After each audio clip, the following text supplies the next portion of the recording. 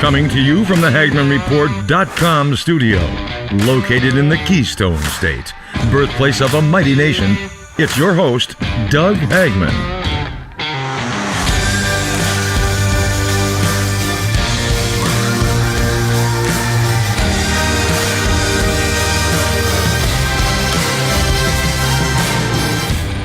Welcome to Hagmann.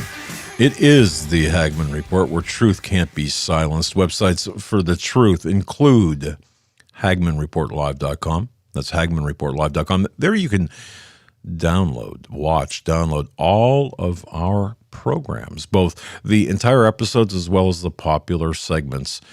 HagmannReport.com there for show prep materials and such. Oh, just as I sit back and sip the roast, the absolute final batch, or the final formula for Detective's Choice coffee. I'm sitting back.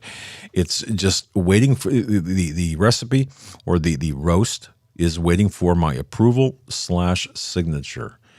And I think we've got it. I think they've got it just right. Just enough caffeine, just enough. The wisp of cherry blossoms and sweet cocoa. Oh, just the wisp. That's soon to be coming. Soon to be coming. Maybe as early as next week. Oh, anyway. Today, the 21st day of November, 2019, we saw, of course, again, this throughout the day, this clown show of an impeachment. This coup. Yes, the coup is being televised on your television. We saw it, didn't we? Oh, what a theatrical, Emmy-winning performance today. Isn't it interesting how yesterday there was a 5-minute break just so the coup plotters could announce or engage with the media? Yeah. Meanwhile, in the background, Biden and partners received $16.5 million in payments stolen from the Ukraine. This according to one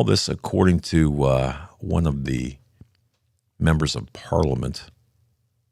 But let's not talk about that. Eric the Tech, how are you doing this day?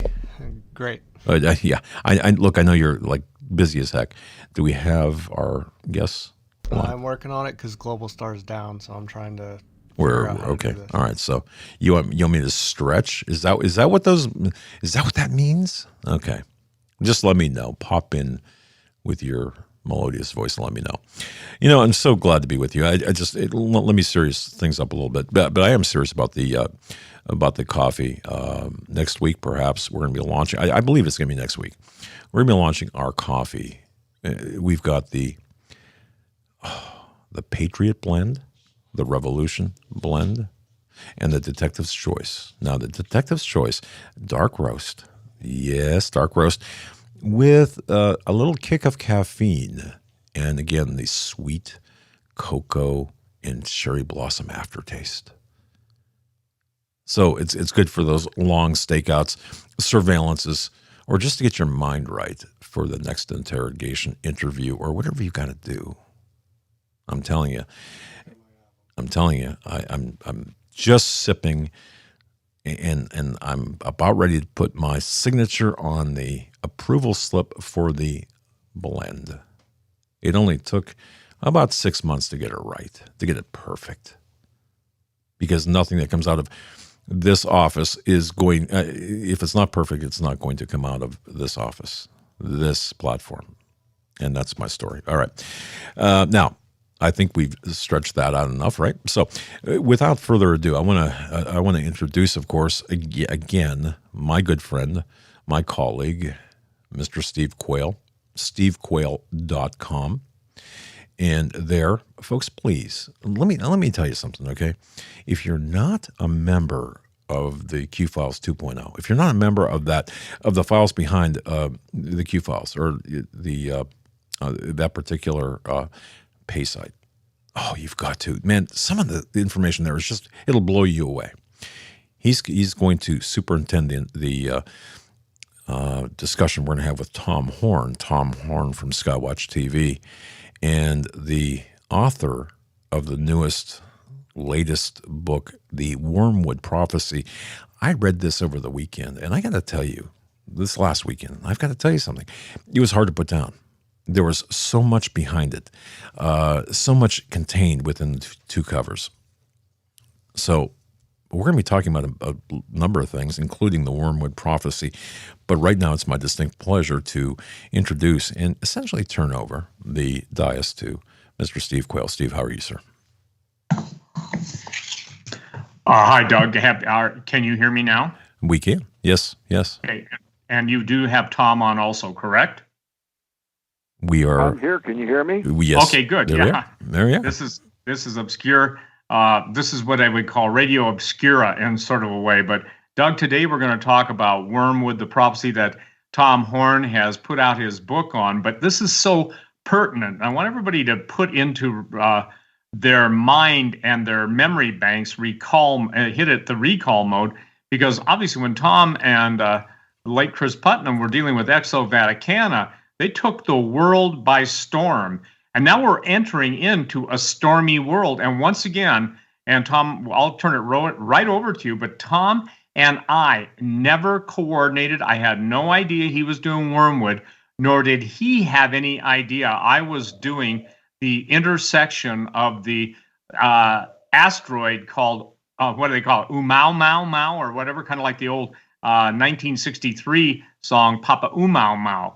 So it's fascinating once again that, and I think people need to understand this, God always wants a second witness, gives a second witness, and this is critical. And Doug, for the record, why this is pertinent is prophecy is God's way of warning his people what's coming so that they don't, so that they're not, number one, destroyed or taken off guard. So Tom, go ahead and just talk. And when you need a break, give it back to me, because I think this is one of the most incredible revelations, and the time is now upon us. We're not talking about something that used to be talking about the days will come. The days are now here. And even the events leading up to Wormwood's destruction of a third of the earth, especially the waters of the earth turning bitter, I think it's critical that people understand. So Tom, go ahead and just, me, give it full bore, both barrels of shotgun at once, because this is that critically important at this time on the day we are in November. Yeah. Can you hear me, Doug? Yes, we can. Yes. I apologize for that delay, but yes, I want to make sure that we had our EQ right in the tech room there. So yes, we can hear you fine. Okay, great, wonderful. Yeah. Well, thanks for having me on, Doug and Steve. And the other thing, Steve, I did not know that you were studying a part of the asteroid belt that could be connected even back to the Old Testament, where Rahab, the planet, is destroyed and the wandering serpent is driven from there. And I'm looking forward to everything you're going to say about that. I also did not know that your next conference, which is coming in the summer of 2020 in Branson, Missouri, I did not know that your conference was going to be on catastrophism. So it's amazing how God once again brought me and you to the same area of revelation. So, obviously, I'm talking about the Wormwood Prophecy. For those few out there that might not know what I mean when I use that term, it's taken out of the book Revelation, chapter 8, 10, and 11, where it says this. It says, "And the third angel sounded, and there fell a great star," and that Greek word star is asteroid, "from heaven, burning as it were a lamp, and it fell upon the third part of the rivers and upon the fountains of waters. And the name of the star is called Wormwood, and the third part of the waters became wormwood, and many men died of the waters because they were made bitter." End quote. Now, we can get into what I think some of that is talking about here in a little bit, but for me, I really need to explain why all of a sudden, 2019, this becomes something of extraordinary interest to me, this prophecy, and why I believe that it is soon going to be fulfilled within 9 years, and we'll talk about that But for me, this started with a familiar metaphysical experience that I have only maybe one time ever before even mentioned in the public. But it's something that has happened throughout my lifetime. And let me just quickly explain this. Years ago, when I was a very, very young Christian, I was just so passionate and hungry, wanting God to use me in ministry, and was praying every single day, literally begging God, if you know what I mean by that when you're a young Christian, begging him to allow me to be in ministry. And I came home from work one night and went to bed, and the very next thing I know, I'm standing in front of a very brilliant light. Now, somehow in my mind, I knew that I was standing before God. I also somehow knew that he had told me some things, but then he had said it was time for me to go back and that I would not remember. And I recall vividly to this day saying, but Lord, please don't let me forget. Please don't let me forget. And at that moment, I started falling backward, just as if I had fallen out of an airplane with my back towards the earth, and I'm falling through space very quickly. I can see the brilliant light, and everything that I had just been before is moving away from me very quickly. And then all of a sudden, I saw the roof of my house literally go around me, and I landed on my bed with a thud. And immediately I sat up in my bed, and now I was no longer in a dream state, a night vision, but I'm awake, and I'm sitting there. I took in a deep breath, like that, and I'm sitting there trying to kind of collect what just happened, right? And then I heard my young wife, Nita, sobbing, and I turned and I looked, and sitting across the bed from me, Nita was sitting there, and she had been weeping. In fact, she had been bawling to the point that it took her a few moments to collect herself. And I kept saying, what's the matter, babe? What's the matter? And finally, when she could collect herself, she told me how that she had woke up in the middle of the night, this around 2 a.m. This always happens around 2 a.m. And she had found me dead. I didn't have any breath. I had no pulse. I had no heartbeat. And for 15 minutes, she had been aggressively trying to resuscitate me. She didn't really know how to do it, but she was beating on my chest, breathing into my mouth, and I was completely gone. While I was standing in front of a brilliant light somewhere, this is what she was experiencing in our bedroom. Now, this was a long time ago. There were no cell phones. We didn't even have a rotary phone. We lived in the country with no near neighbors, and so she was just bawling her eyes out, trying to figure out what was she going to do. She was going to drag me to the car maybe and try to get me to a hospital, when all of a sudden I came out of it and I woke up. Now, the next day, I went to my pastor, and I told him what had happened. And you guys know that text in the New Testament that says not to cast your pearls before swine? Well, I'm not saying that my pastor was a pig, but he totally did not get what I was talking about. He thought that maybe I had just ate too many chili beans or something before I'd gone to bed. And what that did to me as a young preacher is it made me kind of conceal everything and just close it all up, not share this with nobody other than my wife, of course, was aware of it. And because I don't know, I just didn't want people thinking that, I had had a hallucination. I knew this was something different, but it totally did not make sense to me at all.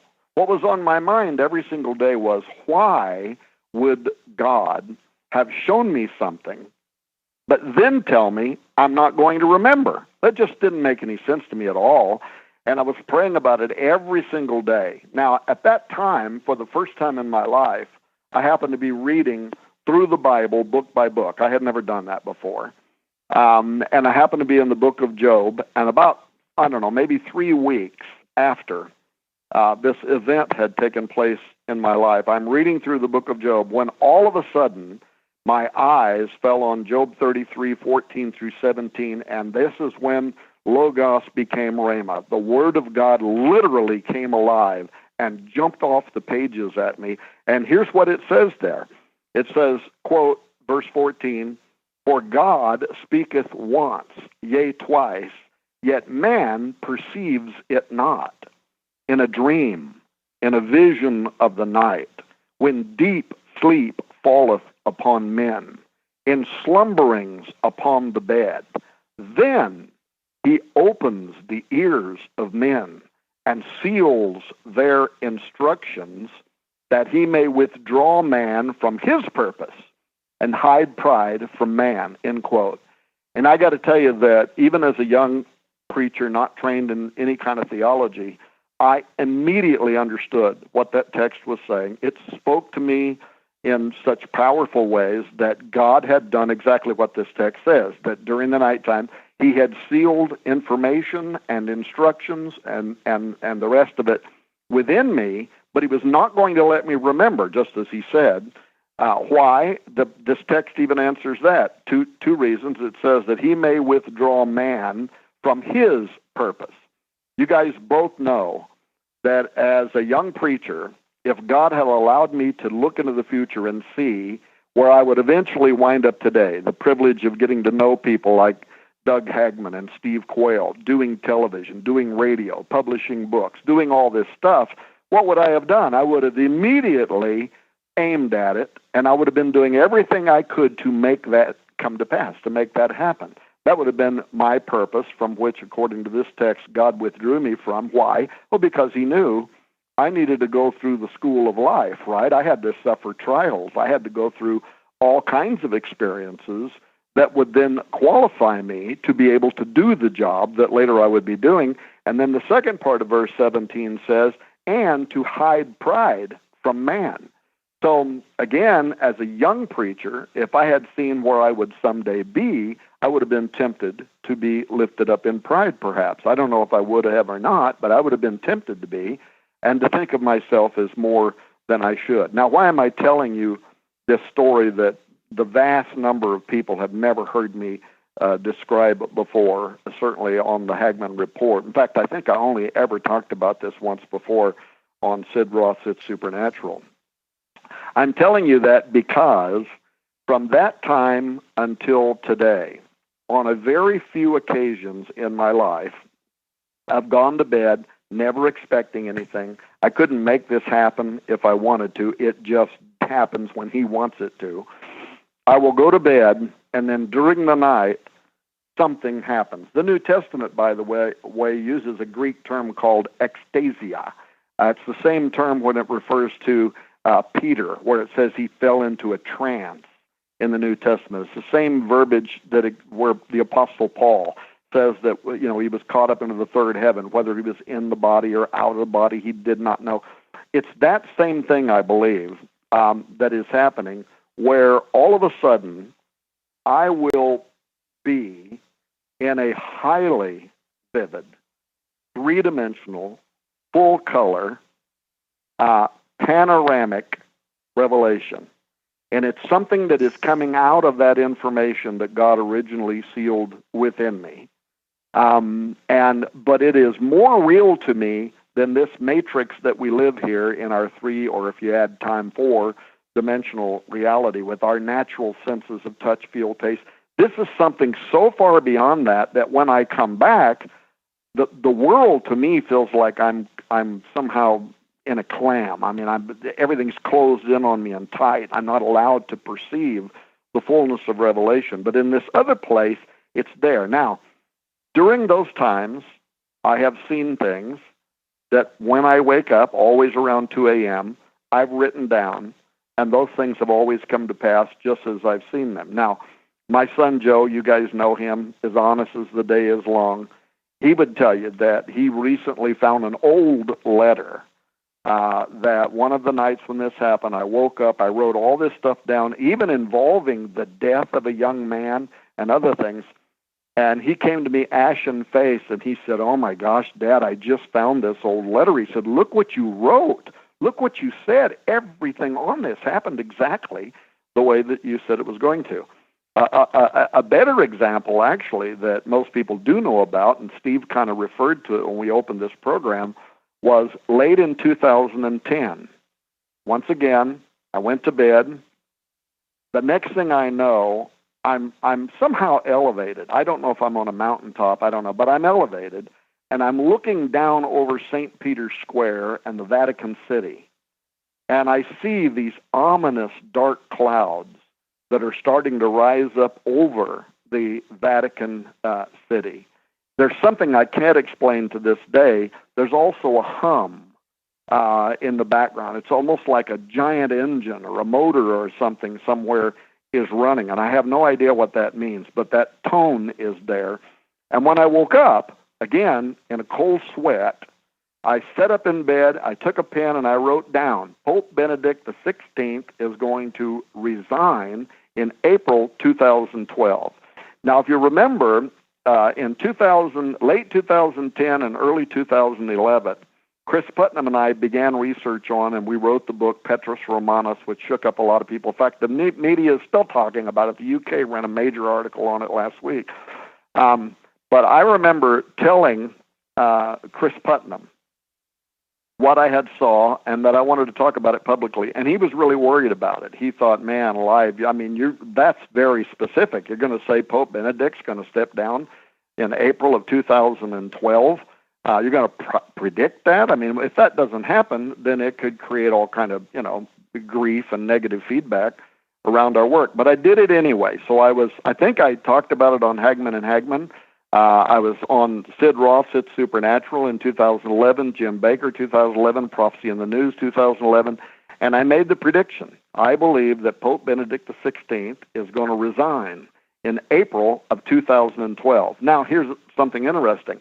2012 comes and goes, and it does not appear that Pope Benedict had resigned. And I started getting all this trolling, all this negative email from a lot of Catholics, including, saying, see, you don't have no clue what you're talking about. Popes don't resign. Popes die in office, all that.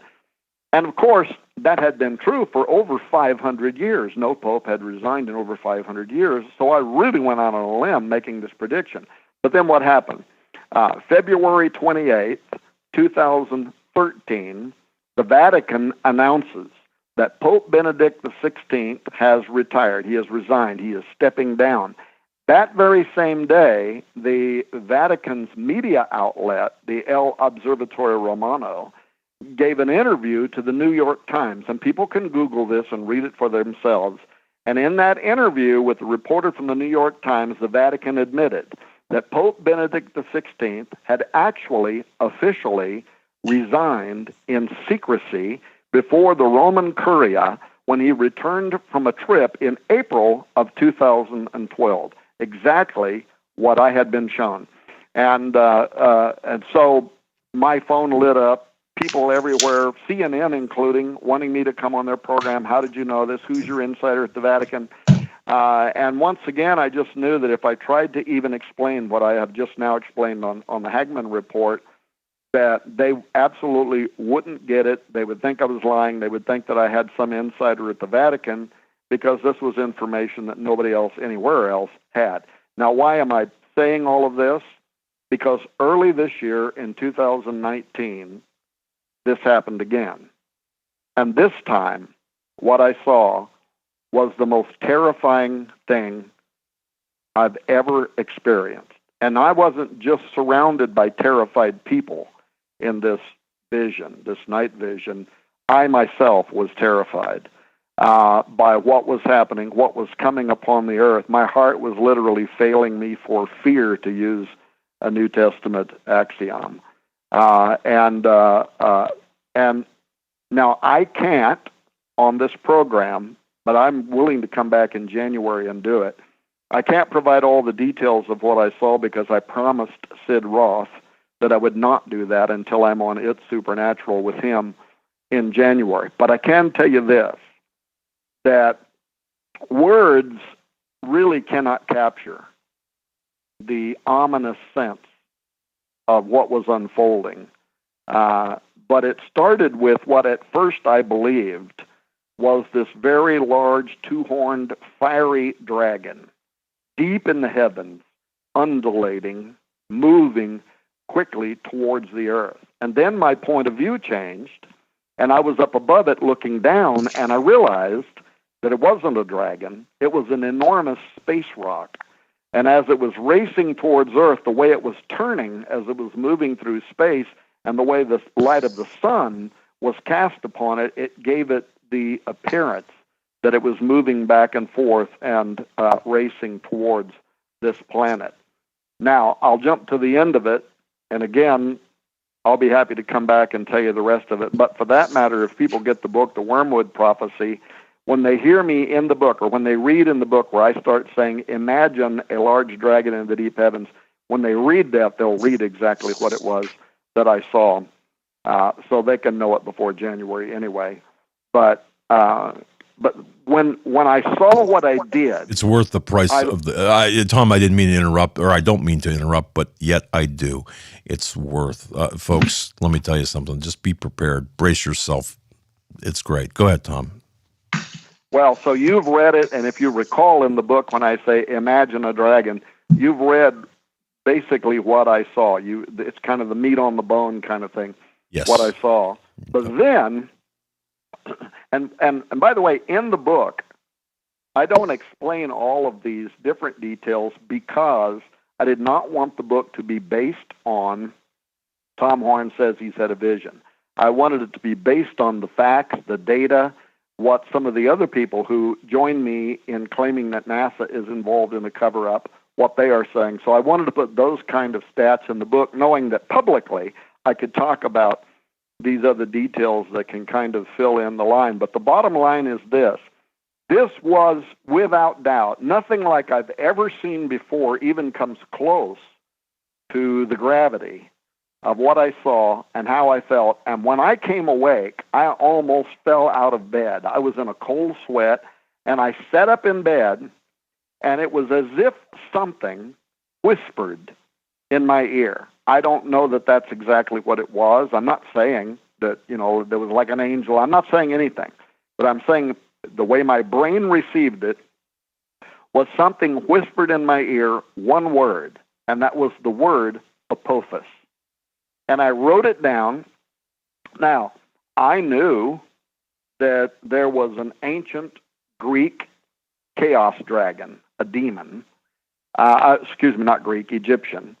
And I knew that, but I really didn't know anything about it. I also knew that NASA had named an asteroid Apophis, but I didn't know anything about that either. And so when I got out of bed, the first thing I did was I went to my computer and I started doing research on the asteroid Apophis, because that is what I had saw. So, why NASA named this asteroid after an Egyptian god of destruction and chaos, we can all speculate about why they did that. But the bottom line was I was more interested in the physical asteroid and learning the details and the information about it. And so just quickly here, and I'll let Steve jump in, what I found that very morning, actually, I went online and I discovered that this asteroid had been discovered in 2004. And in the beginning, they saw it as a real threat. A real Earth impact potential, near-Earth object, NEO. The NEOWISE team, NASA, they all thought that this has a high probability of impacting the Earth, and then they changed their opinion, and we can get into why I think that happened. But I discovered the diameter of this asteroid is approximately 370 meters or 1,200 feet across, or in other words, it is about the size of 4 NFL football fields side by side. It weighs an estimated 20 million metric tons. It is traveling at 28,000 miles per hour, which is just a mind-bending mass and potential inertial velocity encounter that most people can't even begin to fathom. If it does impact the Earth, now, by the way, NASA changed their calculations, and we can get into why we think that happened. But even then, they are still saying that Apophis is going to come so close to planet Earth in 2029, that it is going to knock out the satellites that are in our space. So we're talking about a monster. They say it's going to be vivid even during the daytime hours. You'll just be able to look up and see this giant mass passing by Earth. But they also say that if it does impact the Earth, it's going to, their mapping tech or calculations tell them it's going to come close to the coastlines of California and Mexico, so a really highly populated area. And if it hits the Earth, the impact is going to unleash a blast, the equivalent of over 1 billion tons of TNT, or to put that into better perspective, an explosion larger than nearly all nukes on Earth today, or again, to put it into perspective, an explosion larger than 65,000 of the Hiroshima bombs, the Hiroshima nukes.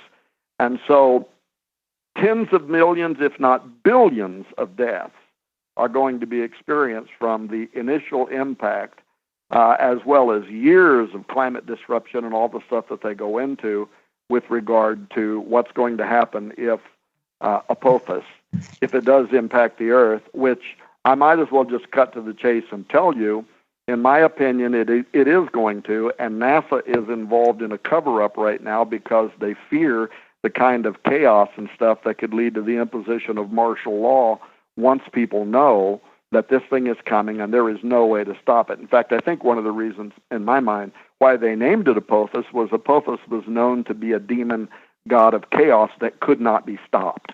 And I personally think that that is the reason why they hung that name on this asteroid.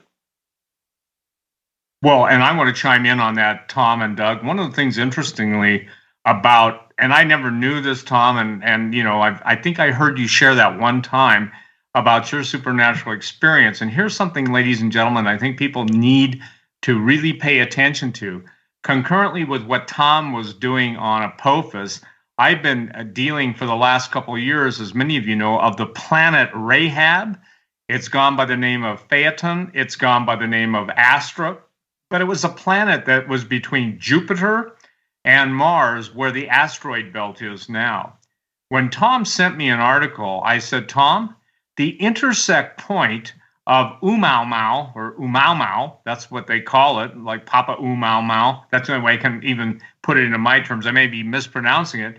I said, Tom, its intersect point with the orbit of the asteroid belt, in essence, its dead center where all of the, if you will, the mathematical positioning of this Luciferian planet that was destroyed is. And then I made the statement, Tom, they're coming back to that area where they left. So the question is, did they have forewarning, they, the fallen angels, that this was going to happen? Now, here's where it gets really wild, and I want people to understand this. Some of the scientists who are far from Christian, even SETI scientists, and these guys are bright guys. I reached out to a brother in the Lord who's very, very smart. I mean, that's an understatement. Called, obviously when you graduate from engineering school at 8 years old, you're a prodigy. Advanced mathematics. He came from a history of really bright people, especially in the particle acceleration field. But I sent him an email, and I said, here, listen, I call him Doc, Tom and Doug. I said, Doc, here's what I want you to check. I do not have the ability to do, if you will, orbital physics and regressions. I do not have the ability to check asteroid strikes and impacts. There are 191 craters on the Earth. 60 of them are in North America alone. But I said, here's what I want. I want you to run regressions for me. At least I know that word. And this, Tom, God put in my heart when I was in the shower. I know people give me a lot of grief about that. But when I first got launched on this, the Lord himself gave me a vision of the entire future. And he said this, which you'll find interesting.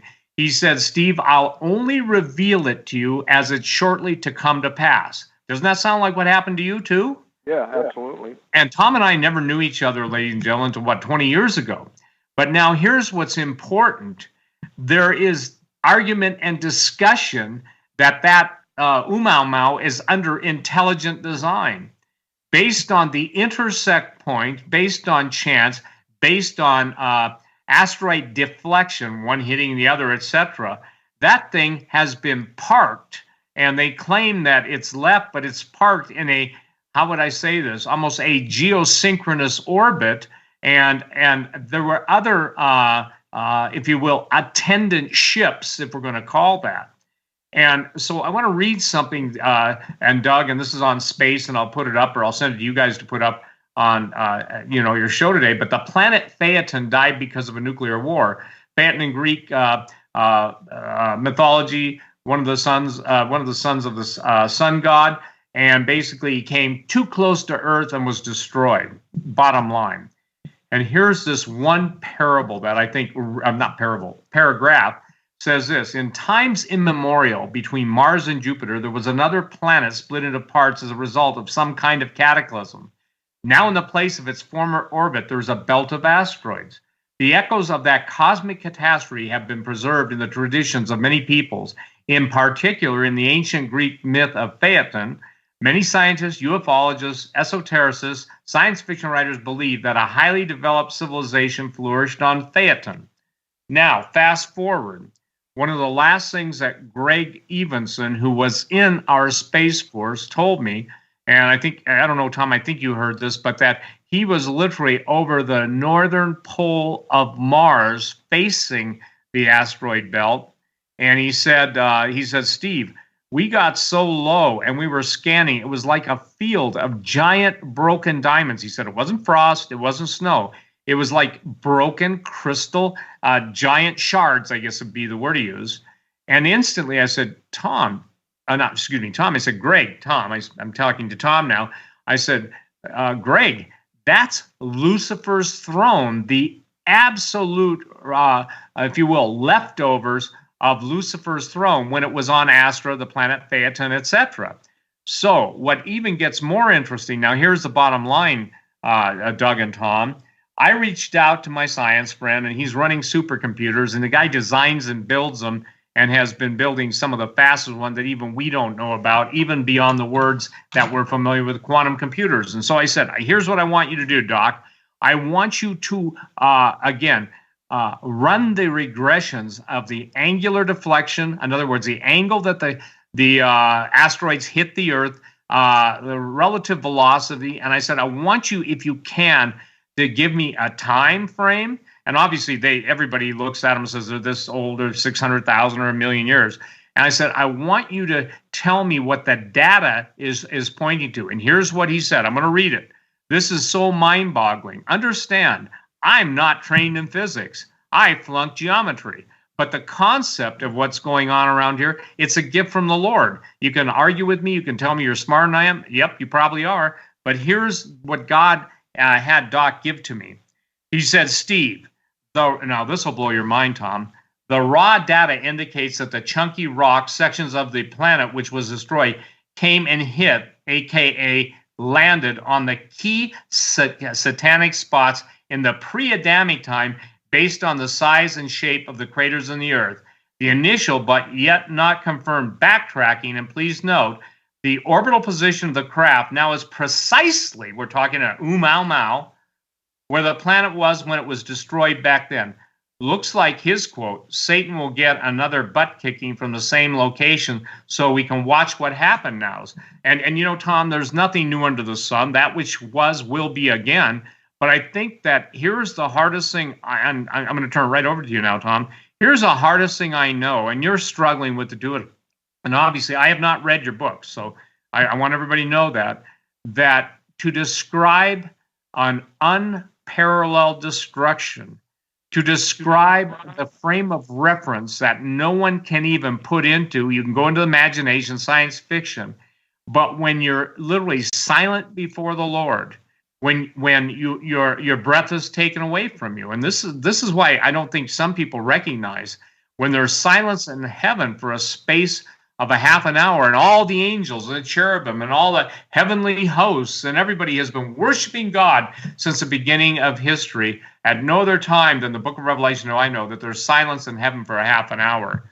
And I think, Tom, that is going to be the most, it's because it takes your breath away. All of heaven has knowledge, because obviously those who inhabit heaven are with the King of Glory, but they have a grasp of something so beyond anything that could have been compared to any of Earth's history, maybe even go beyond the pre-Adamic era. And obviously, Tom, you've been a preacher. You start talking about pre-Adamic era, you talk about, the post-destruction of the pre-Adamic Earth, and then the recreation of Earth and the replenishing of Earth. People just don't want to hear that. So people ask me, I'll turn this right over to you, why this is important to salvation. Because the church wouldn't deal with it. We're now dealing with the aliens coming to save us. We're dealing with the hideous lies of Darwinism. One of the most famous paleontologists read a part of my book and said, well, that guy doesn't believe in science. And I said, oh, yes, I do. I said, I just don't believe in false science. So again, Doug, for the sake of your listeners, Tom has been on Wormwood since that event that happened in his life that he's just now recently sharing. And there's a time lock on Revelation because the Lord spoke to me the same way and said, I will only bring it to your remembrance to share with my people as it shortly comes to pass. And what Tom just shared and I'm sharing actually gives me goosebumps because I go, God, you are so wonderful to give a second witness. And it still blows my mind, Tom, and I'm giving it right back to you, that we never discussed our parallel paths, nor did you know the theme of Branson, the cataclysms, the entire catastrophes, biblical cataclysms. And this is what the ancients were absolutely terrified of. This is what they were absolutely writing in all their myths and legends and their observatories and their star charts, even hidden in caves in France and Spain, Altamira, Spain, and Lascaux, France. But here's the deal. The fact that you're releasing it now, Tom, the fact that I'm releasing it now, Tom, independently, I don't know, but Doug, this is blowing my mind a little bit in a good way, okay? I told the Lord, I said, always feel free, Jesus, to blow my mind, because quite candidly, it needs to be de-cobwebbed, and I want revelation from the throne. I don't want what somebody else says. Go ahead, Tom. Well, look, you said a moment ago, what does this, people say to you, what does this kind of stuff have to do with salvation? Well, here's what I'm going to tell them. I went out on a limb in 2011. I put my reputation on the line, and I made a prediction that turned out to be absolutely right. In fact, it was more than right. Jim Bakker said on his TV program, he said, it's amazing because you gave the actual date of the Pope's resignation that was a top secret in the Vatican. Nobody anywhere on the planet knew this, and you gave the exact month and year. So now, fast forward to now, and I'm telling you, people are going to understand what this has to do with salvation within just a very few years from right now, when Apophis is on a trajectory towards Earth. By that time, within 5 years from now, it'll be close enough that people with just, home but fairly sophisticated telescopes are going to be able to look into deep space and see this racing towards Earth. More and more scientists are going to come forward and say, this is going to impact Earth, and there is nothing we can do about it. And within 5 years from right now, what I saw was the entire world on its face before God, begging God to deliver them.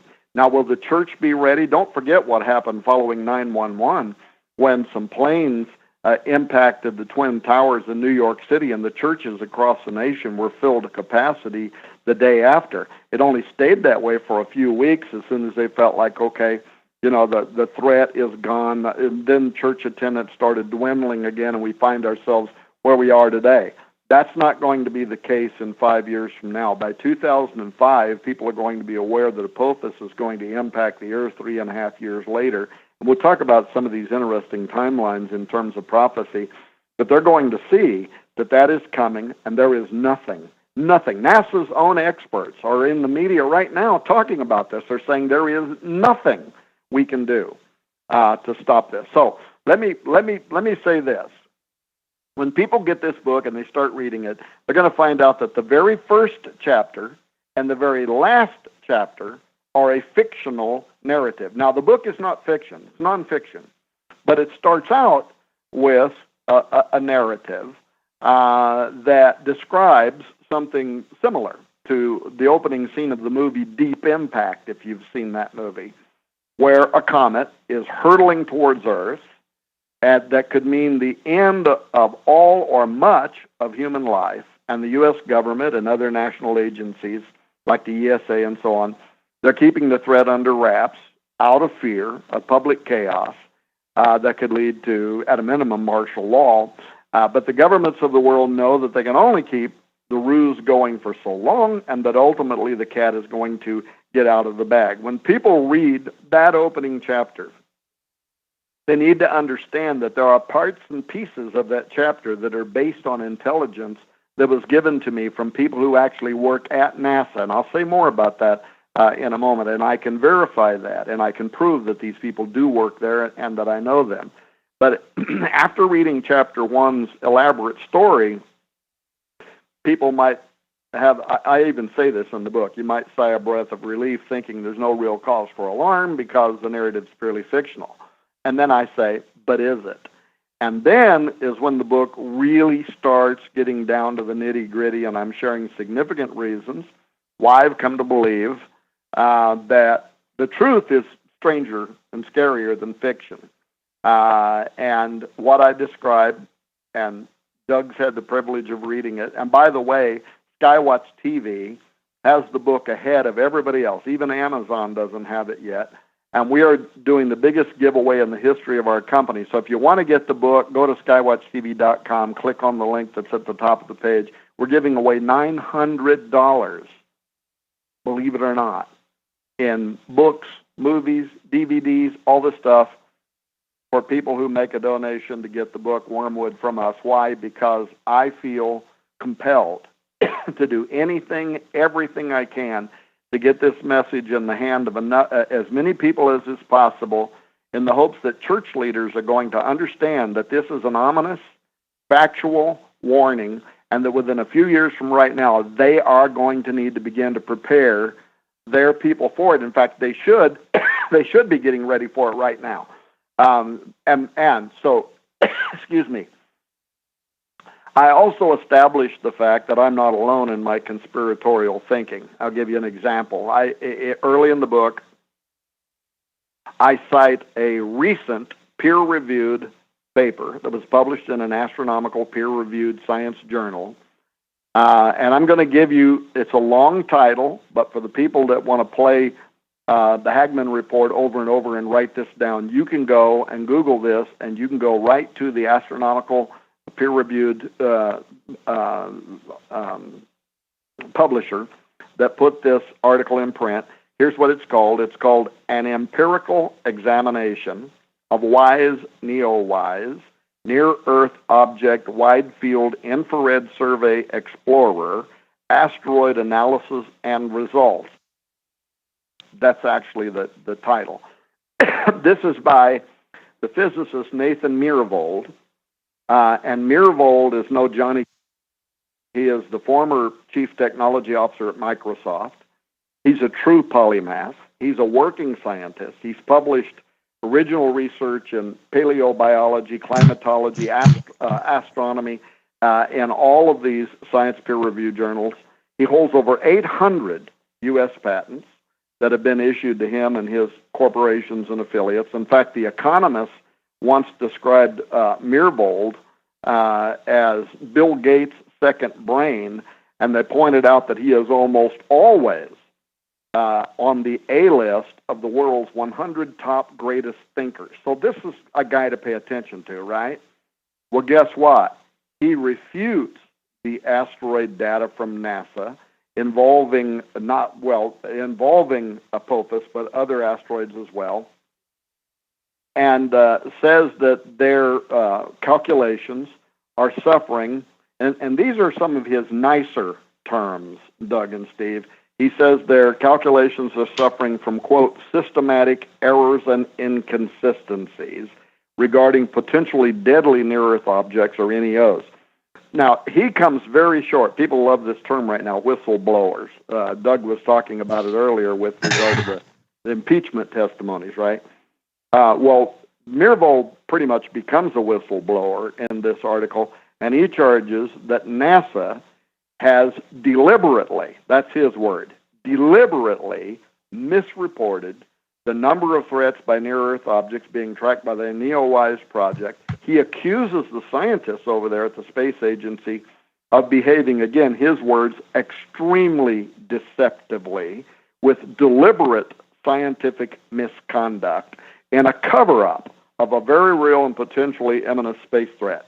Here's a quote. The very NASA managers who should have been supervising the project were more interested in protecting it from scrutiny and the issues that I am calling misconduct. Now get what he says here. The issues that I am calling misconduct in the NEOWISE papers were not inadvertent. In other words, they're not a mistake. They're intentional. They appear to have been deliberate choices made repeatedly by the NEOWISE team over a long period of time, and these actions have caused the astronomical community to work under the false belief that the NEOWISE results are accurate, more so than what the evidence warrants. Anyway, he goes on, and I encourage people, go and read his paper, because this is a man that deserves your attention. He is one of the top 100 critical thinkers in the world, and he is literally saying that NASA and their NEOWISE team are covering up the facts, that there is a far greater threat of impact with Apophis and also some other asteroids that he talks about than what they are admitting. So, in other words, ladies and gentlemen, Myhrvold's findings suggest that the largest database in the world, Steve, more than all other sources combined of information, detailing diameter, albedo, pi calculations, properties of over 164,000 asteroids, he says, is intentionally suffering from manipulated information at worst and inadequate analysis at best. And the net result is that the public is being kept in the dark regarding a potentially imminent threat. So it's not just Tom Horn. There are other examples in the book. I talk about Harry Lehr, who's also a scientist, a mathematician. He's written letters to Donald Trump encouraging him to please have U.S. government scientists cross-check the calculations immediately, even though he ends his dispatch to President Trump with an ominous admonition that we're already out of time anyway, but it would be better for the public to know what's coming than not to know, so that they can make their own individual preparations for essentially what he thinks is the end of the world. And by the way, you might have noticed, like in the UK press, NASA employee Robert Frost, again, people can Google and watch his interviews over there. He said the best thing the government can do if these mathematicians and scientists that are mentioned in my book, The Wormwood Prophecy, if they're correct, he said the best thing they can do is tell the public, hunker down, pass out Bibles, and learn how to pray. Well, I think that's very good. And, I mean, when I say very good, what else can we do, Doug? And, and thank you for giving Tom and I and others the platform you've given us over these years It's an important topic. to warn, to admonish, to encourage, to talk about, to share testimonies, to show that God's in this thing, that God will always give a second witness. And the bottom line is quite candidly, and then before we even get there, Tom, the Cascadia region, and I'm not just putting this in because it's the hot button right now, the earth changes are becoming so problematic, and they precede Wormwood and the loss of life just on the West Coast. And again, it's the West Coast. And for your record, Tom, my scientist friend is running a lot of the, like I said, the trajectory regressions, et cetera. And I'll give you that data because it basically confirms, but it looks like on preliminary, it's going to hit pretty much, and I'm talking about now Wormwood. He said they're trying to sort the data now. And by the way, these are not, laptop computers or, something. These exist only in the uttermost secret parts of the world. And this man has had multiple death threats and attempts on his life, even as long as, or as short as 90 days ago. So what you just quoted in the experts you quoted, that you're dealing, that they know what's going on, and they call it extinction level events.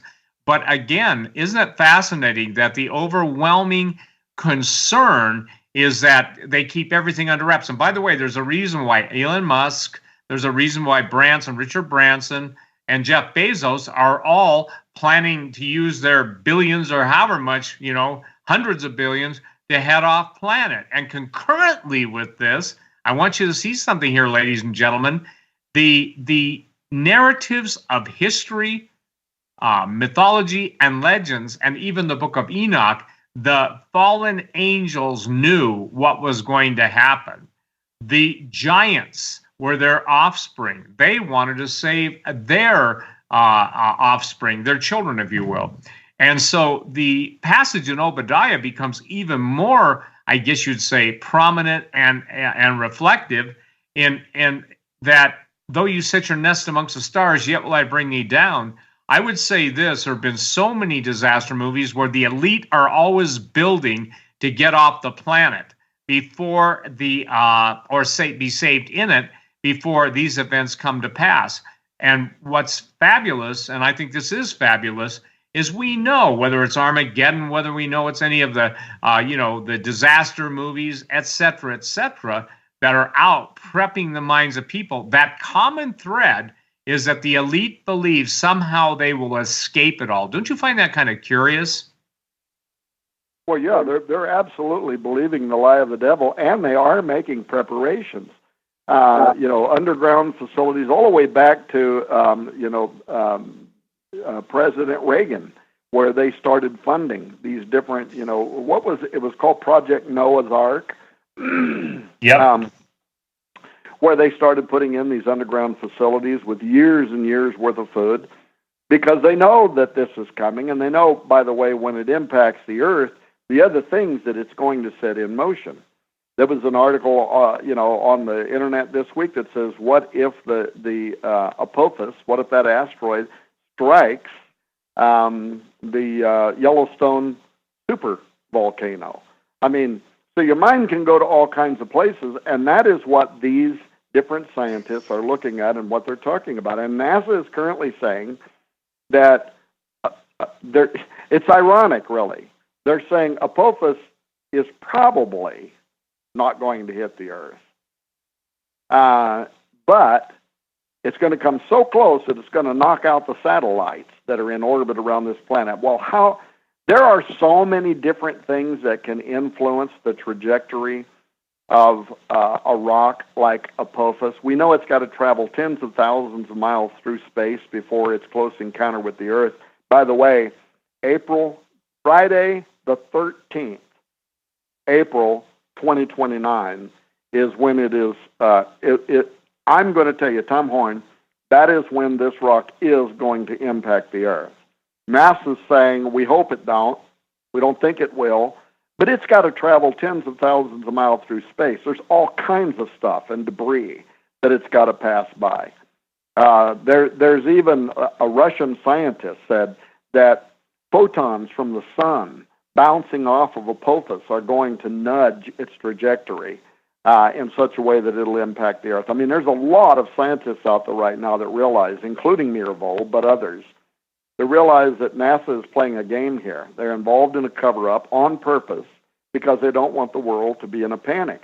Now, by the way, I don't like being the agent of information that is negative.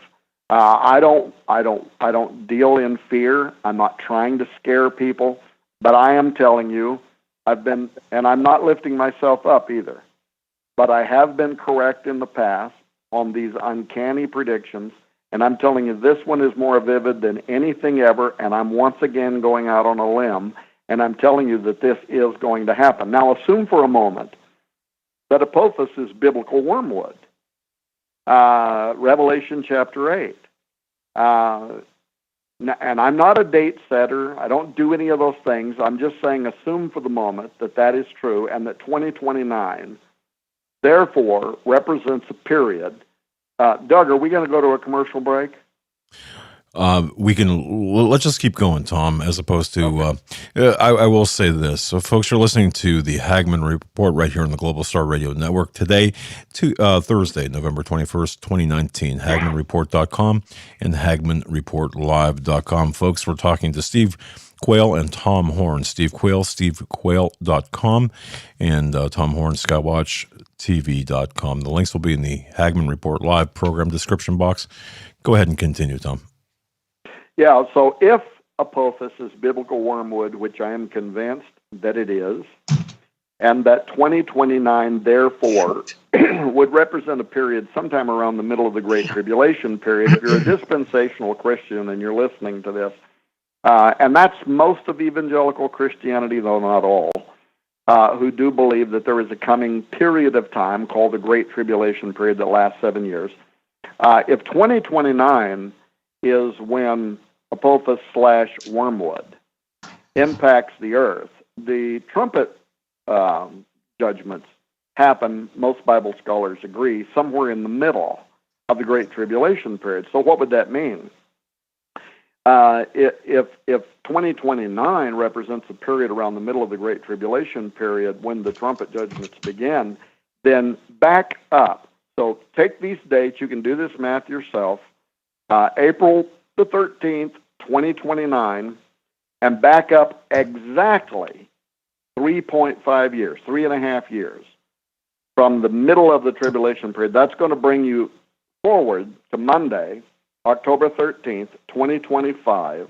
So that's April 13, 2029 minus 3.5 years exactly. And guess what? That's going to bring you to the start date for the dreaded 7 years of tribulation in October 13, 2025. So basically 5 years from right now. Now, for evangelical dispensationalists, that timing would be an ominous sign involving both the start of the Great Tribulation period, but also the idea of a rapture.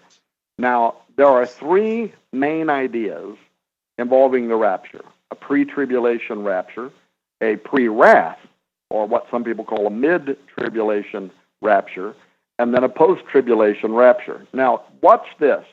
Depending on your particular position, that would place the last possible date for a pre-tribulation rapture, and I know that many of the listeners to this program don't believe in a pre-tribulation rapture, and that's not anything I'm arguing, but I'm just saying, note these dates.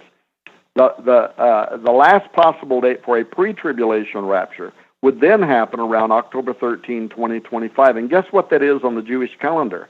That is the Feast of Tabernacles, and 2 weeks earlier, Rosh Hashanah, or the Feast of Trumpets, when the shofar is blown 100 times. Now, why is that interesting? Because the Feast of Tabernacles, for the Christian community, represents the covenant people of God in their dwellings, in their tents. Jesus says, I go to prepare a place for you, that where I am there you may be also. If it were not so, I would have told you so. So a rapture occurs, and then the people of God are surrounding the Holy of Holies in heaven. That's the Feast of Tabernacles for Christians. A few days before that, the Feast of Trumpets, when the shofar is blown 100 times. Many Christians believe that a future rapture is going to happen during the Feast of Trumpets. Why? Because Paul said to the Corinthians, 1 Corinthians 15, Behold, I tell you a mystery. We shall not all sleep, but we shall all be changed in a moment, in the twinkling of an eye, at the last trumpet. For the trumpet will sound, and the dead will be raised incorruptible, and we shall be changed. In 1 Thessalonians 4:16, he said to the Thessalonians, For the Lord himself will descend from heaven with a cry of command or a shout, with the voice of the archangel, with the sound of the trumpet of God, and the dead in Christ shall rise first. This all happens following the sounding of a trumpet. So Bible expositors believe, whether it's mid-trib, pre-trib, whatever, they believe that a rapture of the covenant people of God is going to happen during the Rosh Hashanah, during the Feast of Trumpets. Now, keep in mind that October 13, 2025, the Jewish Feast of Tabernacles, is only not even 6 years from now. So now, if a person is a pre-wrath rapture believer, and they believe that a rapture is going to happen sometime around the middle of the tribulation period, and if in fact wormwood is Apophis, which Tom Horn is certifying. Doug's not saying that. Steve's not saying that. Tom Horn is telling you that this is a fact. Believe me or don't believe me, I'm going out on a limb. But if I'm right, then for pre-wrath believers, that would represent a departure from earth just before April 2029, which is 1 week after Passover. And of course, Passover is very important to Christian believers. It represents when the angel, the firstborn judgment, the firstborn die in the book of Exodus, and the angel of God passes over the Israelite homes that are marked on the doorposts with the blood of a lamb, and that symbolizes God protecting His own even during the time of judgments. And don't forget, there's several examples in the book of Revelation where the judgments are being poured out, and God says, see that you do not touch those. The judgment is ordered. The plague is ordered. Do not touch those that belong to me. Do not touch those that have the seal of God in their forehead. So I find that to be intriguing. And then finally, in a post-tribulation rapture, it turns out to be Wednesday, October 13, 2032, the week following the Feast of Tabernacles. So it is ironic that regardless of your point of view, you could look at this if you're a pre-trib, mid-trib, or after the trib rapture believer, that all three of those dates, as they are connected to April the 13th, 2029, all three of them fall right on top of these very, very specific and important Jewish holidays that are connected for the Christian community with the future redemption of the covenant people of God. I found that when I was reading that, it put cold chills on my back to think, okay, maybe this is a coincidence, but this seems to be extraordinary.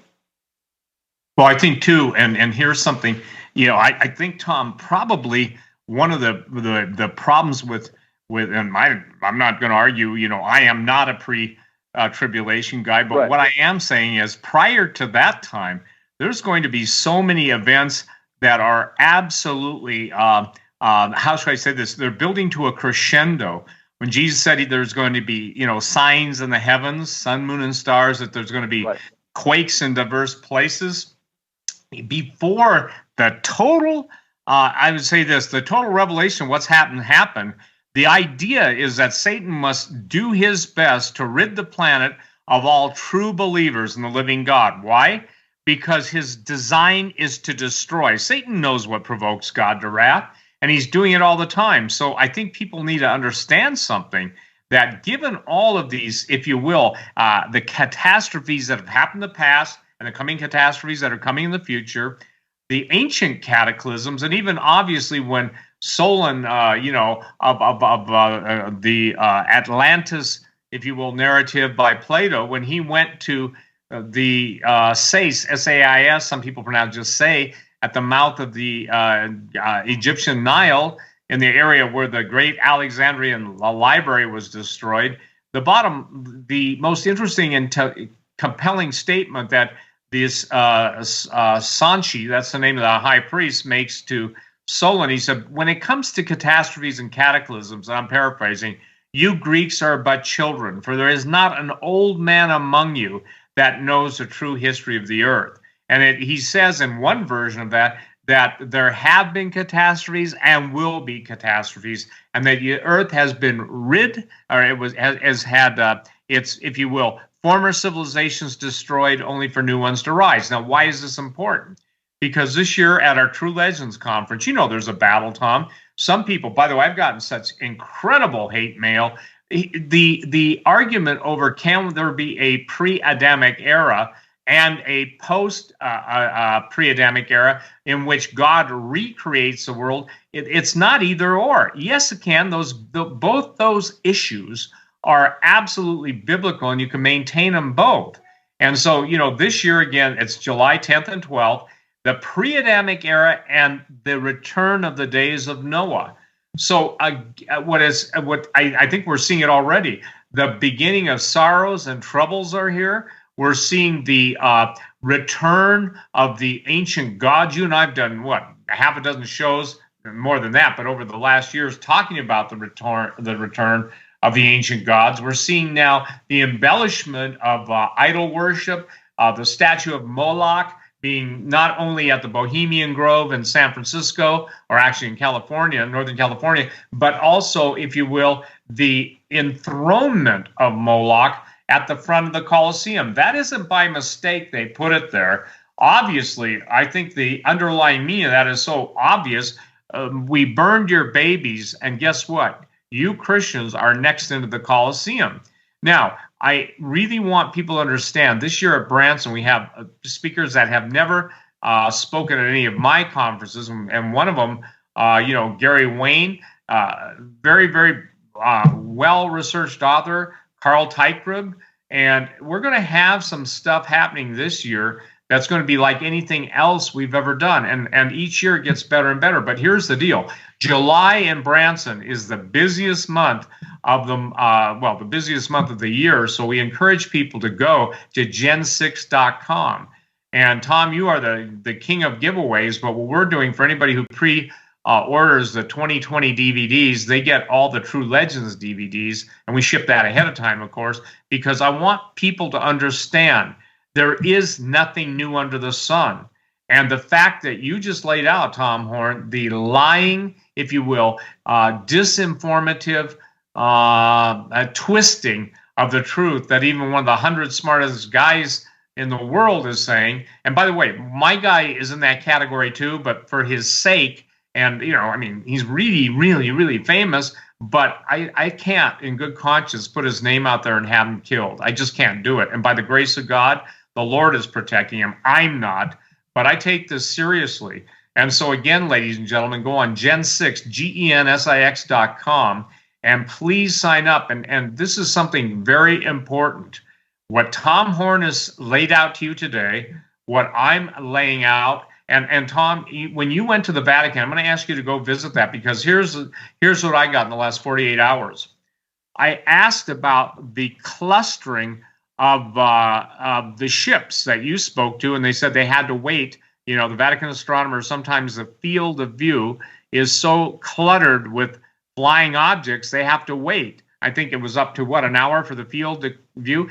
Do you believe that obviously the Vatican knows specifically where the location of Apophis is coming from? Because number one, they have their secret services with Satan, and number two, that co-equally with their concern for that, has there ever been a mention to them? Are they how do I say this?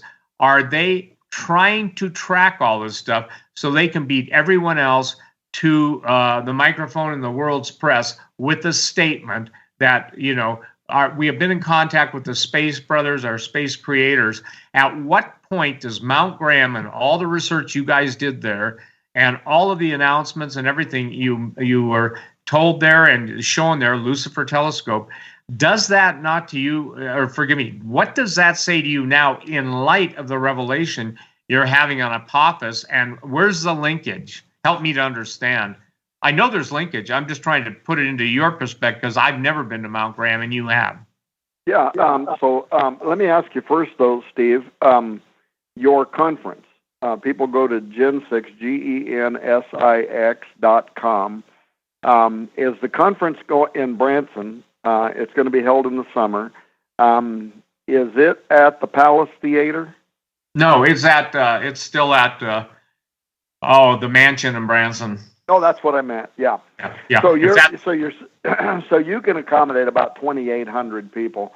Your event has sold out every year, so I would really encourage people to register as soon as possible. As a matter of fact, I've already invited Steve, and a couple of weeks from now he's going to come to Missouri, and we're going to record some programs around the conference and the DVD set that he's giving away when you register for the conference. So we're going to record some programs around that.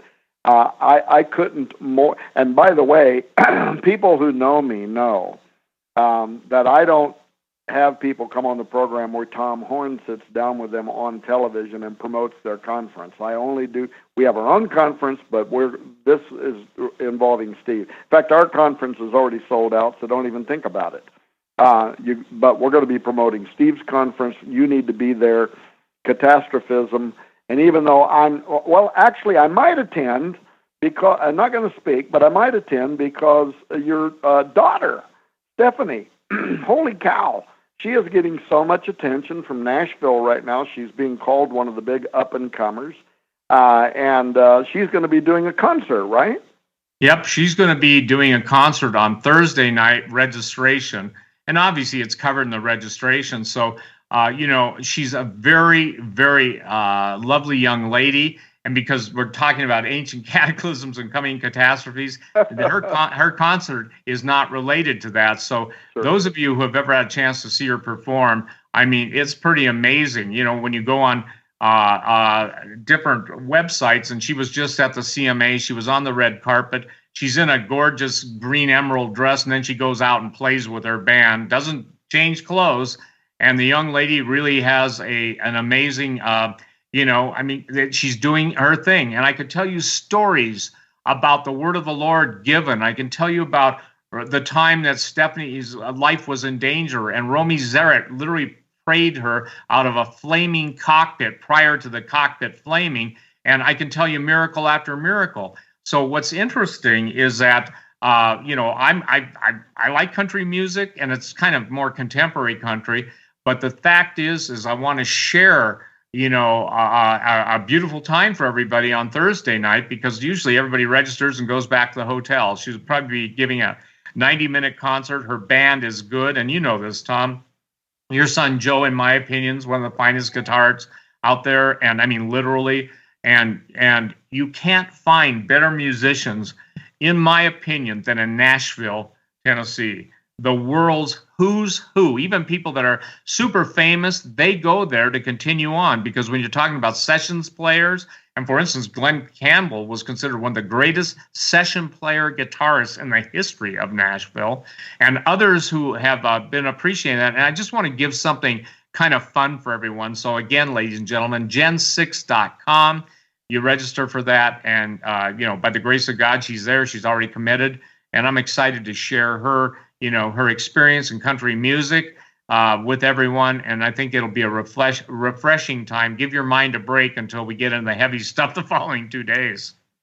Well, it's going to be a blast. And Nita and I are planning to be there for that. We, of course, have had the privilege of seeing Stephanie, but only in YouTube videos, and when she was at Nashville, and she was on the CMA, and we the Country Music Association walk, and we've had the opportunity to be able to see that. And folks, if you're listening to this program, Steve and I have jabbed at each other in the past and said, how in the world did we ever produce such enormously talented kids? We don't know, but we thank God for it. And that's going to be just a little add-on. That's like a little freebie. If you register to be at the conference, Gen 6, go there, register. You're going to get some free stuff when you register, but you're also going to get to be there when Stephanie, Steve Quayle's daughter, who is an up-and-coming, a rising star in Nashville, and she really is. That's not hyperbole.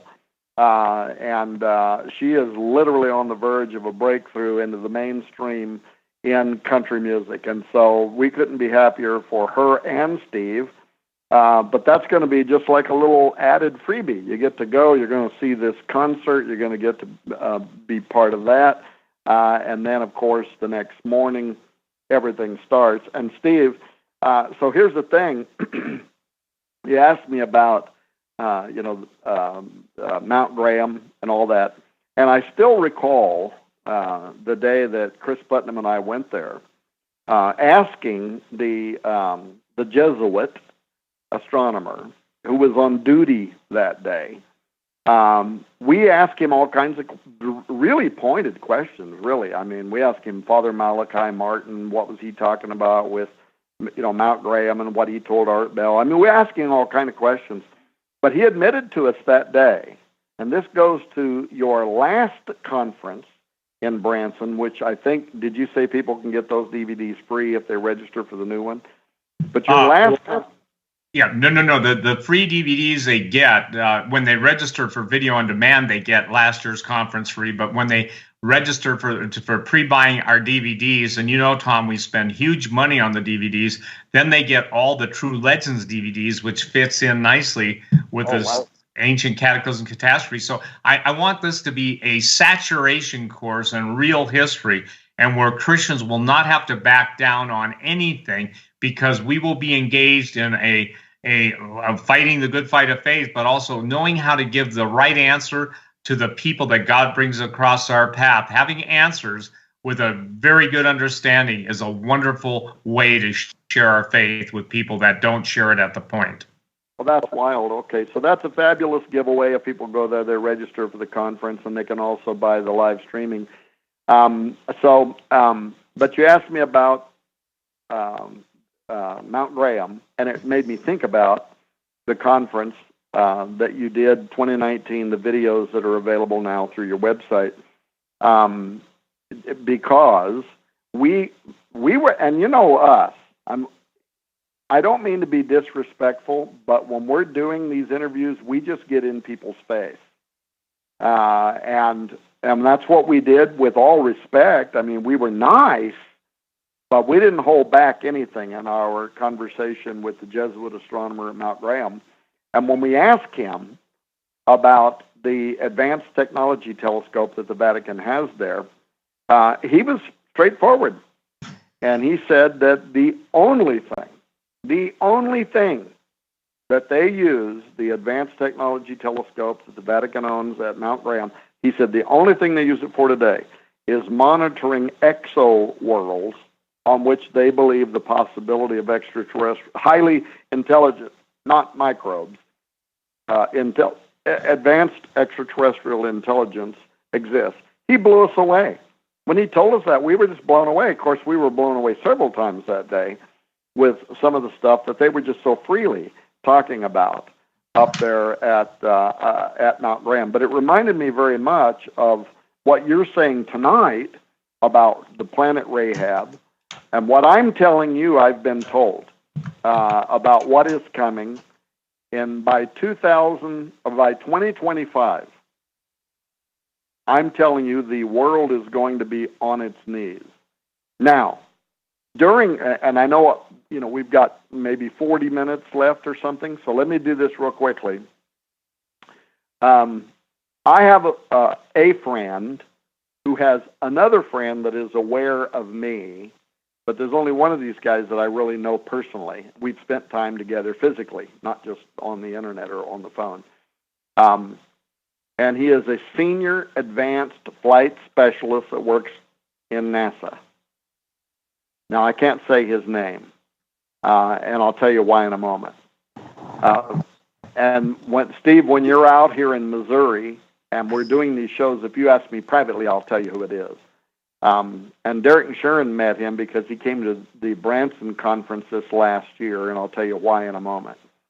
But I asked him, and I asked some other people that have above top secret security clearances. I talk about some of this in the book, and I can prove everything that I'm saying. So this is not Tom Horn trying to, hype something.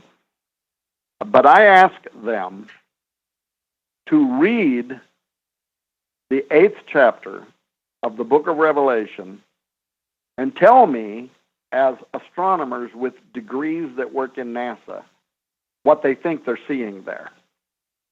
And and I include this information in the book. It's very interesting because they told me that the details there, Revelation chapter 8, that the details match the sequence of either a binary asteroid, which just simply means basically two very large rocks that are caught in each other's gravitational field and they're traveling together. So a binary asteroid that are stuck in their barycenter. Or a single large asteroid that breaks apart as it is entering into Earth's magnetic field. Watch what they said. This is what they told me. If you read the book of Revelation, chapter 8, note what they say. Revelation 8, 6 through 7. And by the way, in the same order. So exactly in the same order as it is laid out in the Scripture. Revelation 8, 6 through 7, it says, "And the 7 angels which had the 7 trumpets prepared themselves to sound. The first angel sounded, And there followed hail and fire mingled with blood, and they were cast upon the earth.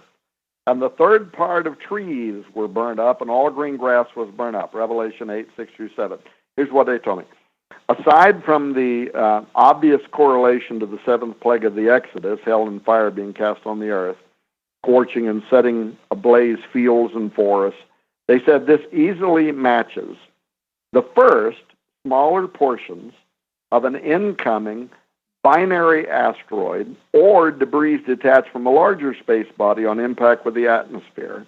Alternatively, these meteor fragments or asteroid fragments could be debris caught in the gravitational pull of a larger single asteroid which entered Earth's atmosphere ahead of the colossal rock. Now, pay attention to what the very next two verses say and what they told me. The very next two verses, and the second angel sounded, and as it were, a great mountain burning with fire was cast into the sea, and the third part of the sea became blood.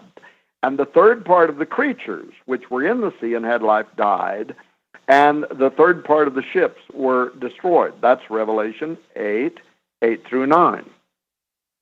So here's what they said. Immediately following this first trumpet, with what is believed to be its smaller portions of red-hot fragmented asteroid materials, now a picture emerges of a larger, what's called a burning mountain. And by the way, that's exactly how I or ancients would convey seeing a sizable asteroid as it passes through the atmosphere towards this planet. It would come across as just a large burning mountain. It makes perfect sense that that is what the prophet saw.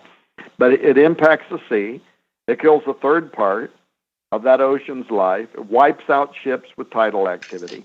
And that appears to be the first of two larger parts of either a binary asteroid or a massive disintegrating asteroid as it enters our atmosphere. Now watch what happens directly following this. And I guarantee you, you have never heard Revelation 8 described in this way. But each of these succinctly in exactly the way the prophet described them. Now watch what happens following this when the next trumpet sounds. Now we're at Revelation 8, 10 through 11.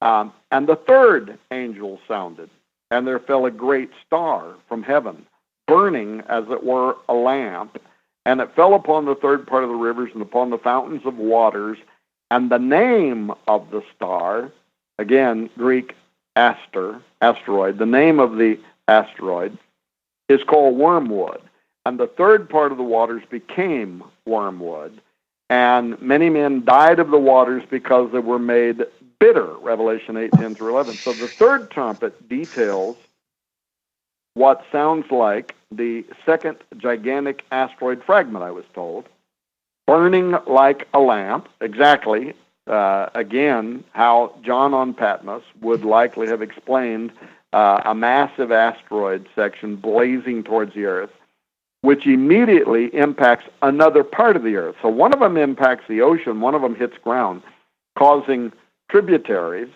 to become polluted or something like that, including waters normally purified for drinking. And I've come up with 6 ways in which wormwood could pollute enough water on Earth to cause the third part of the Earth to be contaminated and people everywhere to die. And now finally, look at what this sequential description ends with in Revelation 8:12. Here's what it says. And the fourth angel sounded, and the third part of the sun was smitten, and the third part of the moon, and the third part of the stars. So as the third part of them was darkened, and the day shone not for a third part of it, and the night likewise, Revelation 8:10. So my scientist friends, astronomers, on reading those successive verses, ending with verse 12, explained how, as a result of a terrifying 1-2 punch of asteroid components plunging into the ocean and upon land, a sequence of tsunamis measuring hundreds of feet into the air would slam coastal terrains around the world, infusing the atmosphere with scorched aerosol particles, leading to extreme heat in the Earth's atmosphere and a subsequent cascade of high-velocity hurricanes worldwide. combined with voluminous debris hurled into the sky from the initial impact and volcanic eruption reactions for about a week, darkness would cover the sky, blacking out much of the light from the heavenly bodies, fulfilling Revelation 8:12, and in fact, that's exactly what Los Alamos National Laboratory archaeologist Bruce Massey says unfolded, he believes, at the same time in the time of Noah's flood, but exactly as what's going to happen in Revelation chapter 8, where it describes the wormwood impact, followed up by days of darkness. Steve, years ago, I was in McMinnville, Oregon, and I was in a factory there. And somebody came in and they said, Mount St. Helens just exploded. And I remember going out into the parking lot, and from McMinnville, Oregon, I looked towards Washington, and what looked like literally a nuclear warhead with the full-on mushroom cloud, the whole thing. It was, of course, the top of Mount St. Helens, but it looked like a nuclear explosion. I went home that day. The next day, I got up in the morning, going to drive to work, and darkness had settled upon all the earth as I could perceive it. The sun, the moon, the morning stars, everything had been darkened out. And I learned, of course, as I walked outside, ash from Mount St. Helens had filled the atmosphere. It had been picked up by the atmospheric systems, the what do they call it?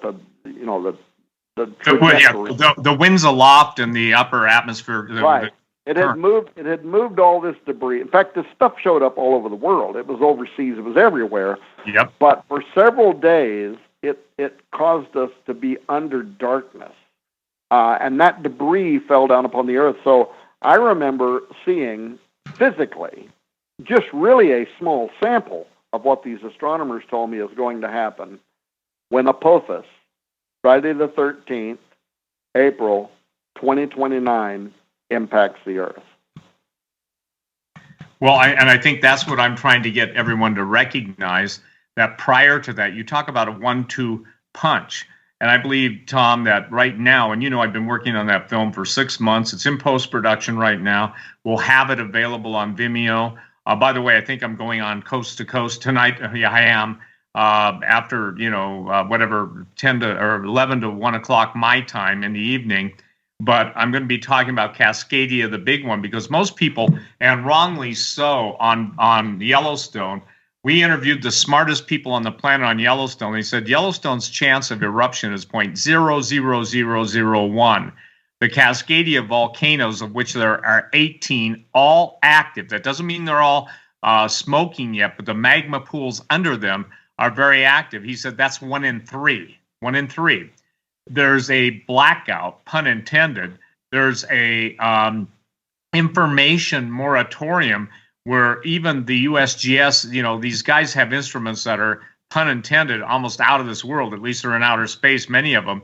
And they're gagged from telling people, for instance, when the Ridgecrest earthquake happened in 7.1 back in July 4th, 5th, since then there have been 1.3 million measurable earthquakes, but they're not talking about the micro tremors.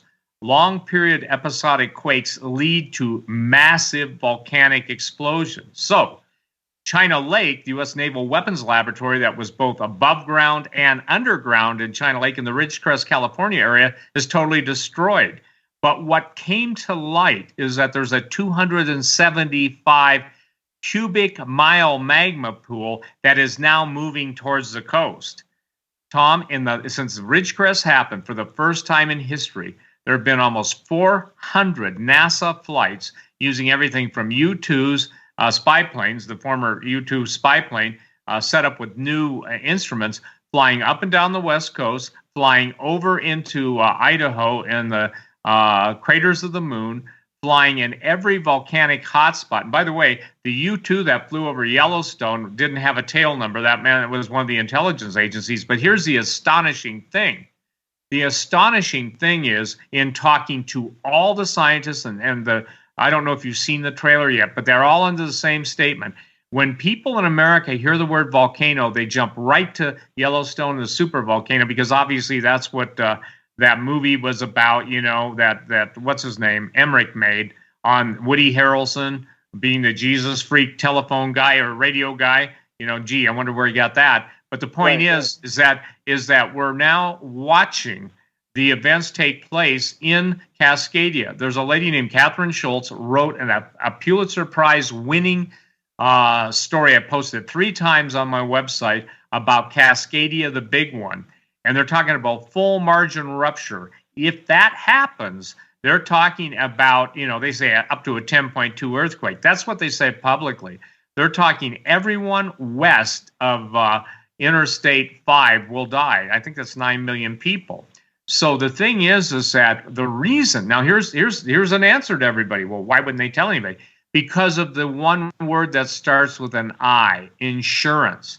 Most people do not understand that it's an insurance issue. And California is a good example because a lot of the former insurance companies that are carrying fire insurance after last year's fires, before this year's fires, aren't carrying them anymore. Well, when you have hazard insurance that won't cover your mortgage, guess what? You can't sell your house if you have a mortgage on it unless the banks are benevolent. They can call that mortgage. So the whole reason for not warning people is financial. But getting back to Cascadia, the big one, we flew over every single volcano in that range, from southern British Columbia down to Mount Shasta, over to Mount Lassen, everything from Mount Rainier, Mount Hood. Mount Hood, by the way, has no active seismic sensors, yet it's one of the most dangerous volcanoes in the United States. So what I'm saying is this, that what people don't understand, and I think it's, according to my sources, it's within the next couple years, there's going to be a preview of wormwood happening. Now, the average time period of volcanic ash in the upper atmosphere that swirls the globe is right about 4 years. So the sun turning to darkness, the moon turning to blood, you see the moon turning to blood when obviously you've got forest fires. But what people don't understand is that affects growing season. It brings about famine. And so not only is Tom saying, look, you know, I tell you what, I won't bet against you, Tom. I'm always with you, you know, in that, meaning that. So the point is that today, I think it's kind of a unique thing, Tom, because we're giving a double witness. Never before did you and I talk to this off radio. Or, I mean, when I was in Branson, the last time I was there, we didn't talk about this stuff. And I didn't even know you had a new book out until I saw it on your website. But the point is that that's what I'm trying to tell people. God will always provide a secondary witness. Now, here's the people's responsibility that are taking this to the Lord in prayer. It affects your decisions on what you're going to do with your money. When you're going to leave it to your kids? Well, what happens when there's no money and there's nothing to leave because a third of the people are going to die? And so that's Bible. And I had a friend, you'll appreciate this. He was kicked out of a Bible study when he even brought up the 2 witnesses, the Antichrist, and the whole thing, prophecy. And I'm going to ask you this, Tom. Why is it that prophecy, biblical prophecy, the words of Jesus, obviously all the prophets, major and minor, Daniel, Ezekiel, Jeremiah, Zechariah, Obadiah, Amos, Nahum, all of them, and Jesus himself being the chief prophet. Why is it that it's so scary to people, in your opinion? You're a pastor. You and I both came out of the same, Assembly of God, you know? And I'm not bad-mouthing them. I'm just saying that they're sure not interested in hearing this stuff. So what is it? Can I ask you that? Because that's a question that my friend was asking me today. Why will you be kicked out if you even ask about prophecy? You know what they told him? Talking about the 2 witnesses, they said he was a fearmonger and his presence was no more welcome. Yeah. So, look, I get this. I was an executive, actually, in the Assemblies of God for decades. I was a pastor for 25 years. So you and I both have history in this organization. I can tell you that a lot of people in the Assemblies of God don't like the suppression of prophetic teaching, but it's there. And so even, like you're seeing Congress divided today, the same thing is true. in these institutions, where on the one hand you have people that are prophecy believers, others that are not prophetic voices. Steve, but when you mention this Cascadia thing, I got to say something, because when I saw what I saw, and let me look again, I want to say this to the Hagmann listeners, if Doug is okay with this. If you have never purchased anything by Tom Horn and Steve Quayle, make an exception this one time. Do these two things. Go to skywatchtv.com. You'll see a video on the top of the website, and right below it a link into the store. We're giving away $900. I know that sounds insane, right? But $900 in free product when you make a donation of $35 and you get the Wormwood book. We're doing that because I'm doing everything within my power to put this book in the hands of people. We can only cover so much information on a radio program. There is tons of information. You need to know it, and you're going to really need to know it and be ready for it within just a few years from right now. The second thing you need to do, go to Gen6, GENSIX.com, register to be in Steve Quayle's conference. I don't really know, Steve, Doug. I don't know how many more opportunities we're going to have. I'm telling you right now that the doo-doo is getting ready to hit the fan, and people's hearts are going to fail them for fear. Look at what Luke, I'm sitting right here looking at this as I'm talking to you. Look at what Luke 21:25 through 28 says. It says, and there shall be signs, Steve said this a moment ago, in the sun and in the moon and in the stars, that is the word asteroids. There will be signs in the asteroids, and upon the earth, distress of nations. That is what I saw in my vision. Distress of nations with perplexity. That is what I saw. People on their faces around the world screaming to God to save them from what is coming upon the earth. The seas and the waves roaring. Look at what it says. Men's hearts failing them for fear, for seeing those things that are coming on the earth, for the powers of heaven shall be shaken. Now here is a word, but then. And I love this part, right? Luke 21:25 through 8. But then shall they see the Son of Man coming in a cloud with power and great glory. And when these things begin to come to pass, 2025, I guarantee you, then look up, lift up your heads, for your redemption is drawing nigh. Now here's the deal, Steve. You mentioned Cascadia. When I saw what I did, and I woke up, and I went in, and I started reading about everything about Apophis and how NASA and everybody else was saying it's going to impact the Earth in 2029, and then they started covering it up, and I'm wanting to know why. Of course, I reached out, and I don't know if we'll have time, but if we get time, I'll talk about it. I reached out to friends that I have who are senior flight analysts in NASA, for crying out loud, and I can prove that. So I'm not making up stuff here. When I saw all that was being said, and I was startled how much it reflected what I had seen, one of the questions I had, Steve, was how does Wormwood, if it is Apophis? So, by the way, I reached out to, through Lieutenant Colonel Robert McGinnis at the Pentagon, I reached out and said, hey, can you put me in contact with an impact specialist? I have questions. Kind of the same thing, Steve, you've been doing with your friend that is an expert who can analyze when these asteroids impacted Earth, where they came from, what their trajectory was. I reached out and I said, can you tell me if an asteroid, the size, weight, capacity, all that of Apophis impacted the Earth, where would it have to impact the Earth in order to be able to do X, Y, Z to contaminate a third of the waters on the Earth? So I had real questions about that. But what I found was, where I started out thinking, okay, so Apophis, it's going to impact that both, it's going to break apart, or it's a binary asteroid. It's going to impact part of the Earth, part of the sea, It winds up contaminating all this water. Scientific reality in which that could happen. That was my question. How could that actually happen? And of course, oh my gosh, I didn't even know. Part of it has to do with what you're saying about Cascadia. So let me just very quickly say this. I know we're going to run out of time here in like 17 minutes. It's ironic, but I was pointed back to the old 1969 techno thriller by Michael Crichton called The Andromeda Strain. Do you remember that? Absolutely. So you have this, it's a team of scientists, and they're investigating an outbreak of a deadly extraterrestrial microorganism in Arizona, and everybody in Piedmont, Arizona, is dead.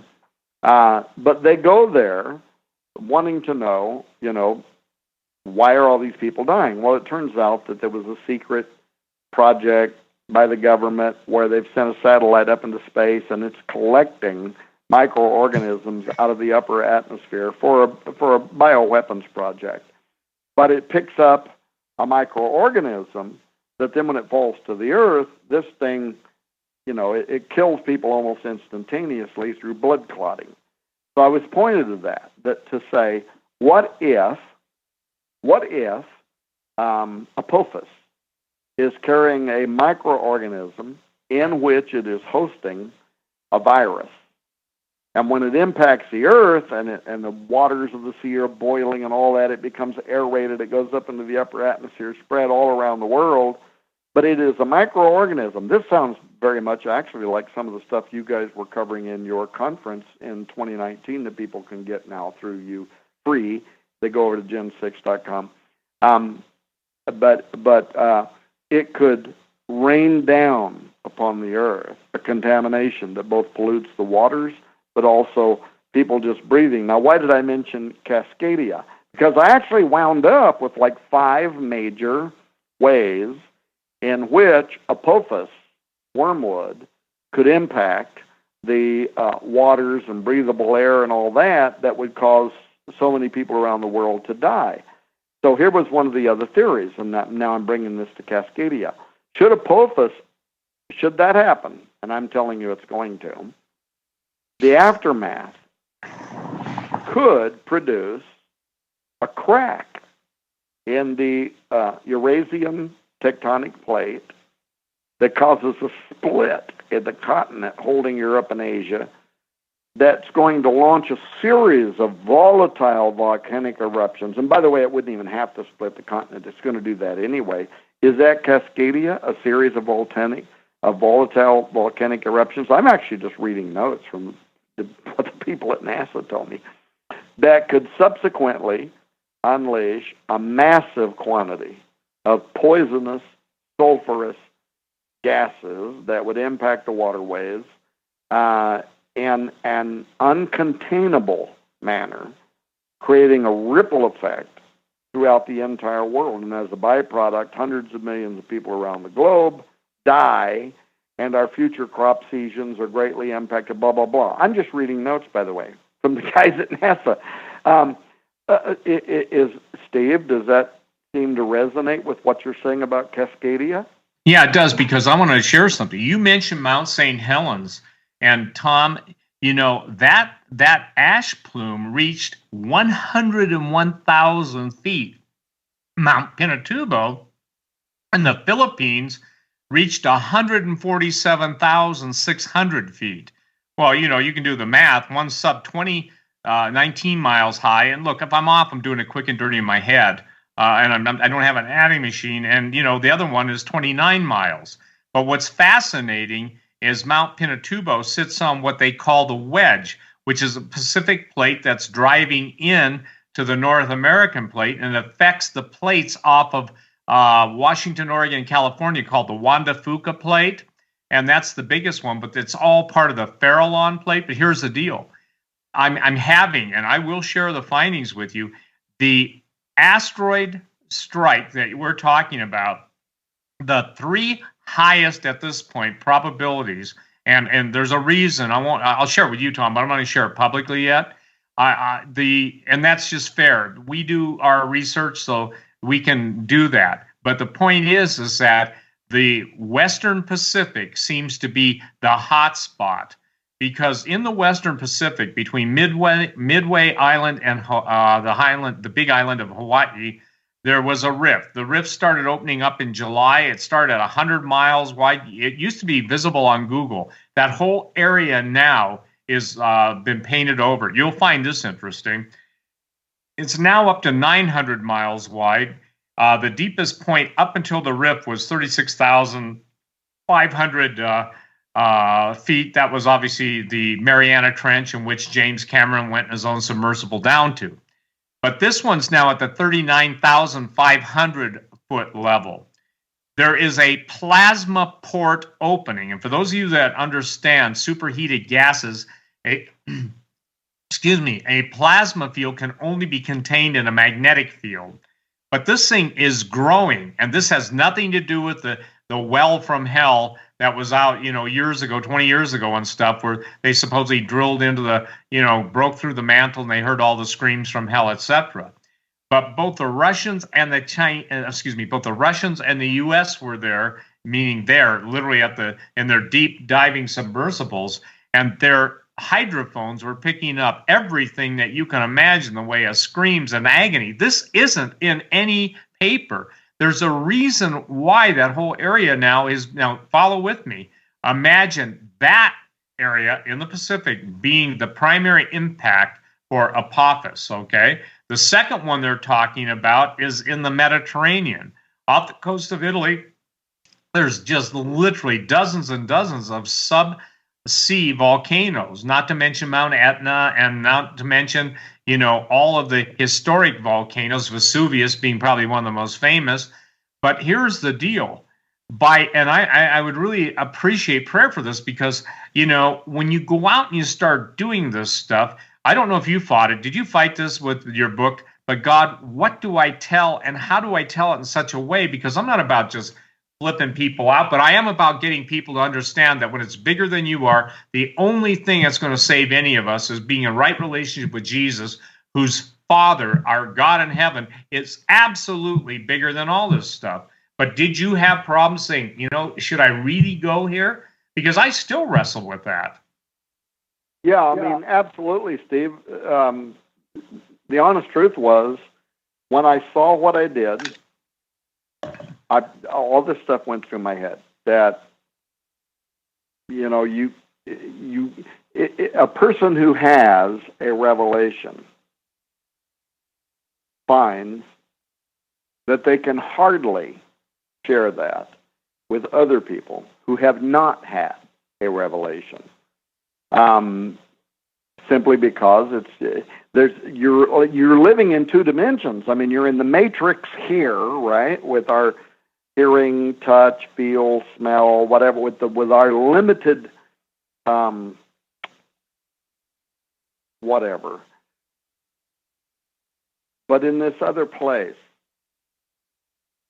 what you see and feel is difficult for you to try to explain. I honestly can't put it in words.